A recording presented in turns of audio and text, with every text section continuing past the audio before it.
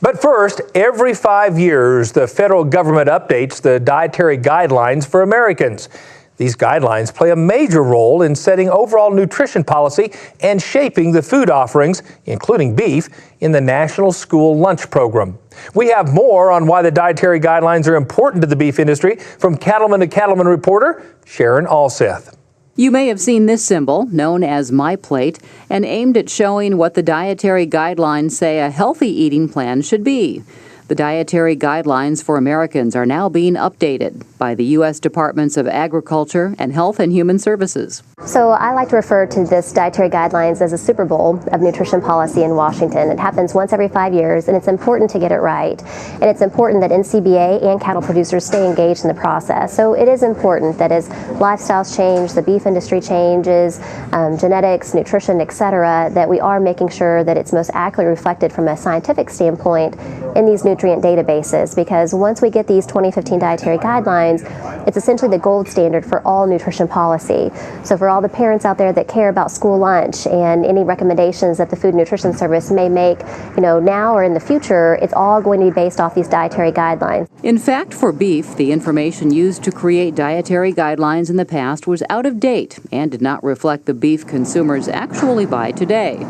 So NCBA and the Beef Checkoff went to work on that issue. And actually a big project that the Beef Checkoff undertook was making sure that the nutrient database that is actually housed and administered by the Department of Agriculture accurately reflected the meat that we're selling today in our retail case. You might find a little bit of surprise to it, but before the Checkoff actually took on this task working with USDA, the nutrition information in this government database actually showed about a ½ inch to an inch trimmable fat of all the cuts in the retail case. Well, today's beef has little to no trimmable fat at all, and it actually did make a difference on nutritional qualities and quantities of beef in the retail case. So thanks to a lot of the great work that a lot of researchers have done, that is now updated for beef. In Washington, the process of updating the Dietary Guidelines actually takes several years. That's why NCBA's Washington office remains engaged in the policymaking process day in and day out. But if you're not a member of a group like the National Cattlemen's Beef Association, I encourage you to join NCBA. This is one of the many issues that we're working on right now. You can also get involved and stay engaged by going to the government's website. They actually have a website dedicated for dietary guidelines called Dietaryguidelines.gov. It's actually open for anybody and everybody to submit comments to. So NCBA will be submitting comments. The Checkoff has actually submitted a whole host of comments already, and we'll continue to engage on that front. But that's another great resource that consumers and producers can use just to stay aware of the process as we move forward throughout the rest of this year. The updated Dietary Guidelines for Americans are expected to be released in early 2015.